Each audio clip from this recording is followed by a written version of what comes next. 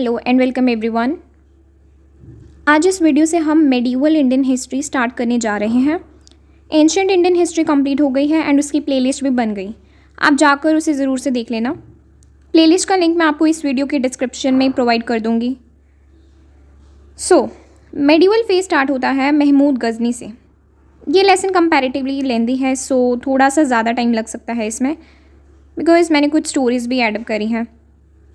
इस लेसन में मेनली हम महमूद गजनी की इंट्रोडक्शन, उसके द्वारा किए गए 17 अटैक्स एंड लास्ट में कंक्लूजन करेंगे।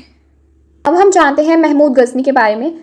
महमूद गजनी का एक शक्तिशाली राजा था। गजनी जो कि आज अफगानिस्तान में है। लगभग 1000 से भी पहले वो अपना राज्य अमीर बनाना चाहता था। In order to attain gold, wealth and power, ठीक है, उसने अपनी सेना के साथ भारत में 17 बार चढ़ाई की। अच्छा, महमूद भारत में आया क्यों था? सिंपल सी बात है, क्योंकि महमूद गजनी को अमीर बनाना चाहता था। जहाँ पर वो रहता था, मंदिरों का जितना भी सोना था वो सब लूटना उसका टारगेट था। तब के टाइम में भारत बहुत कमज़ोर था। और ऐसा क्यों था? क्योंकि उस टाइम पर उनमें यूनिटी कम थी। राजा हमेशा आपस में लड़ते ही रहते थे, इसीलिए वो 17 बार जीत गया था। मेन कारण तो यही है भारत के कमज़ोर होने का उस टाइम पर, क्योंकि राजाएं आपस में हमेशा लड़ते रहते थे, उनमें यूनिटी ही नहीं थी। ये है महमूद गजनी। अब हम एक एक करके 17 अटैक्स डिस्कस करेंगे जो कि उसने इंडिया पर किए। तो पहला अटैक जो उसने किया था, द फ्रंटियर टाउन्स। तो महमूद ने क्या करा, उसने सबसे पहले छोटे टाउन्स पर अटैक करना स्टार्ट किया जो कि इंडियन बॉर्डर के पास थे। उसने आसानी से उन छोटे किलों पर कब्जा कर लिया और खजाना लेकर वापस घर लौट आया। Second attack, king Jaipal's defeat. जो सेकेंड अटैक उसने किया था उसमें राजा जयपाल की हार हो जाती है। महमूद ने क्या किया, उसने एक बहुत ही ज़्यादा famous Indian king name Jaipal, उससे बहुत बड़ी लड़ाई लड़ी। तो महमूद जीत गया और वो बहुत ज़्यादा आत्मविश्वासी हो गया था उस टाइम पर। ये दो अटैक्स देखिए बहुत इजी थे उसके लिए करने। तो शुरुआत के 2 हमले, 2 अटैक्स आसान क्यों थे? तो पहले महमूद गजनी ने सोचा कि मैं छोटे टाउन्स को कैप्चर कर लेता हूँ, जिससे उसको आसानी हो जाएगी। तो पहले महमूद गजनी ने छोटे टाउन्स को कैप्चर कर लिया। इससे हुआ क्या कि इंडिया के अंदर जाने का रास्ता बन गया था, है ना।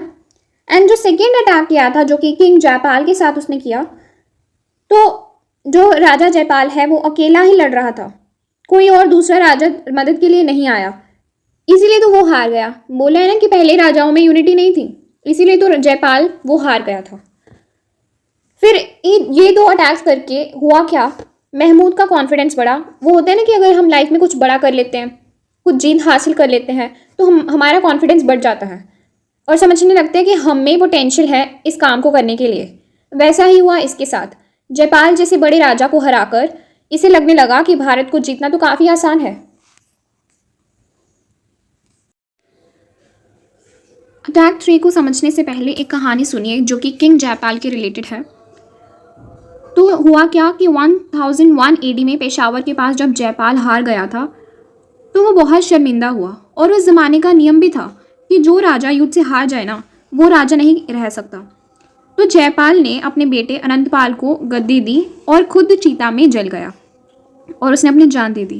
कहते हैं कि उसकी चीता की आग देखकर ना महमूद भी एक पल के लिए तो चुप हो गया था। उस दिन उसको पता चला कि भारत के राजा हार से ज़्यादा अपमान से डरते थे। तो थर्ड अटैक है द बैटल ऑफ भेरा। महमूद ने अटैक किया एक फोर्ट सिटी पर जो कि भेरा है। पावरफुल, शक्तिशाली थी वो काफ़ी ज़्यादा। उसने लोकल रूलर के साथ लड़ाई लड़ी। हाँ, हालांकि जो लोकल रूलर है उसने बहुत ब्रेवली, बहुत बहादुरी से लड़ाई की, लेकिन फिर भी महमूद की जो पावरफुल मजबूत सेना है वो जीत गई थी। तो फोर्थ अटैक उसने किया इन the year 1006, attack on Multan. Multan एक वेल्दी ट्रेड सिटी थी, मतलब व्यापार का अमीर शहर था जो कि महमूद ने जिस पर कब्जा कर लिया था। एंड इस पर कब्जा करने के बाद उसका control trade and travel routes पर भी कंट्रोल आ गया था। तो भेरा और मुल्तान को जीतने के बाद ये चीज़ तो पता चली कि उसकी सेना काफ़ी मजबूत थी, मुल्तान बहुत अमीर शहर था, सारा सोना उसने कब्जा कर लिया था एंड ट्रेड रूट भी उसे मिल गया था। किसको? महमूद गजनी को। तो पांचवा अटैक उसने फिर से किया एंड जिसमें उसने रेबेल्स को हरा दिया था। रेबेल्स, यू अंडरस्टैंड, विद्रोह करने वाले विद्रोही। सो मुल्तान का वो रूलर जिसे महमूद ने वहाँ का इंचार्ज बनाया था, वो उसके ही अगेंस्ट खड़ा हो गया, महमूद के। तो महमूद जल्दी से वापस आया, उसने उसको हराया एंड फिर से अपना कंट्रोल बना लिया। तो अटैक फिक्स होता है in the year 1008। King Anandpal's army, Anandpal मैंने आपको बताया था किंग जयपाल का बेटा। तो इस अटैक में क्या होता है, बहुत सारे इंडियन किंग साथ में इकट्ठे हो जाते हैं in order to defeat Mahmud. लेकिन महमूद ने 30 घुड़सवारों और तीर अंदाजों का इस्तेमाल करके इस विशाल युद्ध को भी जीत लिया था। तो अटैक 5 और अटैक 6 के बाद जो भी शहर उसने लूटे थे, उन पर पकड़ बनाए रखना बहुत ज़्यादा मुश्किल हो गया था, इसीलिए उसे तुरंत लौटकर उनकी आवाज़ को दबाना पड़ा। और ये पहली बार हुआ था भारत में कि जो इंडिया के राजा हैं वो सारे इकट्ठे हुए थे, उनमें यूनिटी बनी। जयपाल का बेटा अनंतपाल ने इन सबको यूनाइट किया था। एट द एंड घोड़े और तीर की जीत हुई थी। So 7th attack in the year 1009, the treasure fort of Kangra. Mahmud Ghazni ने हिमाचल के कांगड़ा में ऊंचे पहाड़ पर बने नगरकोट के प्रसिद्ध मंदिर किला पर हमला कर दिया था। ये जो किला है ये ब्रजेश्वरी देवी मंदिर के खजाने के लिए काफ़ी ज़्यादा फेमस था। बिना कोई बड़ा युद्ध किए राजा ने आत्मसंपन्न कर दिया। गजनी को यहाँ से 70 लाख दिरहम, 7 लाख सोने चांदी के सिक्के, बहुत सारा खजाना, हीरे जवाहरात मिले। तो इस जीत को गजनी की सबसे धनवान जीत कहा जाता है। Attack 8 in the year 1010, the conquest of Multan again. जो पहला कन्क्वेस्ट था मुल्तान का वो 1006 ईयर में हुआ था। सो मुल्तान में दोबारा रिवॉल्ट हुआ था।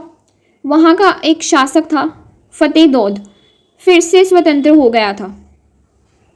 महमूद गजनी ने 1010 AD में अपनी सेना के साथ मुल्तान पर दूसरी बार हमला किया था। उसने रेबेलियन को कुचल दिया, फतेह दौद को हराकर बंदी बना लिया और मुल्तान को फिर से गजनी साम्राज्य का हिस्सा बना लिया था।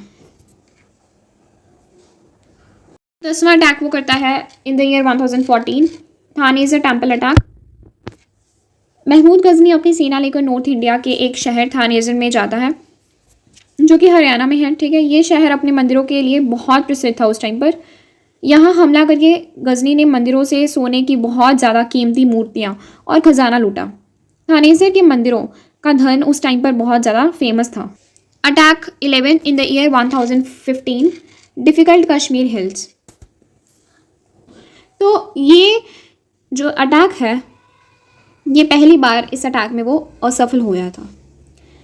1015 AD में महमूद गजनी ने कश्मीर की सुंदर पहाड़ी घाटी पर हमला करने की कोशिश की, लेकिन ऊंचे पहाड़ और कड़ाके की सर्दी होने के कारण उसके रास्ते की सबसे बड़ी रुकावट बन गए थे। मौसम इतना ख़राब था और रास्ते इतना मुश्किल था कि गजनी को बिना जीत कर ही वापस लौटना पड़ा। सो अटैक 12 होता है in the year 1018, Mathura temple attack. So 1018 AD में महमूद गजनी ने मथुरा जैसे शानदार मंदिर नगरी पर हमला किया। मथुरा उस समय का कला और धन का सबसे बड़ा केंद्र था। यहाँ की मंदिरों से गजनी ने सोना, हीरा और अद्भुत कला के खजाने लूट लिए थे। एक हिस्टोरियन भी हैं, उन्होंने ये लिखा कि यहाँ के मंदिर इतने ज़्यादा सुंदर थे कि इन्हें बनाने में 200 साल लगते थे। सो अटैक 13 वो करता है 1019 AD में कनौज सिटी पर। तो 1919 AD में महमूद गजनी कनौज की तरफ आगे बढ़ा। उस समय पर जो कनौज है वो नॉर्थ इंडिया की सबसे rich and famous city, famous capital मानी जाती थी। यहाँ का एक राजा था राज्यपाल, वो गजनी की इतनी विशाल सेना देखकर वो बिना लड़े ही आत्मसंपन्न कर गया। बड़े युद्ध से बचने के लिए उसने हार मान ली और फिर कनौज का धन गजनी के हाथ लग गया। 14th attack in the year 1020, the fight in Kalinjar. So Mahmud Ghazni ने कलिंजर के मजबूत किले पर हमला किया। यहाँ का एक चंडीला राजा था, महमूद का विरोध करने के लिए नई सेना इकट्ठी कर रहा था वो। एंड जब ये बात गजनी को पता चली तो उसने तुरंत कलिंजर पर चढ़ाई कर दी एंड किले को घेरने के बाद राजा को दबाव में आकर समझौता करना ही पड़ा। फिर आता है 15th attack, Gwalior fort conquest in the year 10,021। आधे से ज़्यादा राज्य तो ना गजनी की ताकत देखकर ही पहले ही हार मान लेते थे। इस अटैक में भी ऐसा ही हुआ कि 10,021 एडी में महमूद गजनी ने ग्वालियर के इतने बड़े और सुंदर पहाड़ी किले को चारों तरफ से घेर लिया था, राइट। तो ग्वालियर का किला उस समय पर भारत का सबसे मजबूत किलों में से एक माना जाता था। यहाँ का एक रूलर था, महमूद की ताकत देखकर वो बिना युद्ध के ही हार मान गया। उसने गजनी को कीमती तोहफे और धन दान देकर संधि बना लिया। सो ये था Gwalior fort conquest. Next one is the great Somnath temple attack in the year 10,025। तो ये महमूद गजनी का सबसे ज़्यादा फेमस वाला अटैक था। उसने गर्म रेगिस्तान पार करके गुजरात के जो समुंदर के किनारे सोमनाथ मंदिर बना हुआ था ना, उस पर हमला किया। ये मंदिर उस समय पर बहुत ज़्यादा अमीर था। 2 दिन के युद्ध के बाद गजनी ने अपने इस मंदिर पर कब्जा कर लिया एंड यहाँ से उसने बहुत सारा सोना, चांदी और हीरे लूट लिए।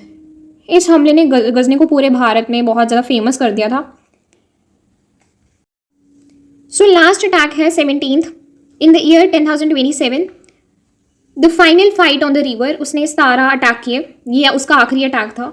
सो 1027 एडी में सोमनाथ से लौटते वक्त सिंधु रिवर पर जो जाट लोग रहते थे, हमने एक लेसन भी किया था, राइट। तो जाट लोगों ने गजनी की ताकत जो इतनी शक्तिशाली सेना थी उस पर छुप कर अटैक किया। सो महमूद को ये रिवॉल्ट बर्दाश्त नहीं हुई।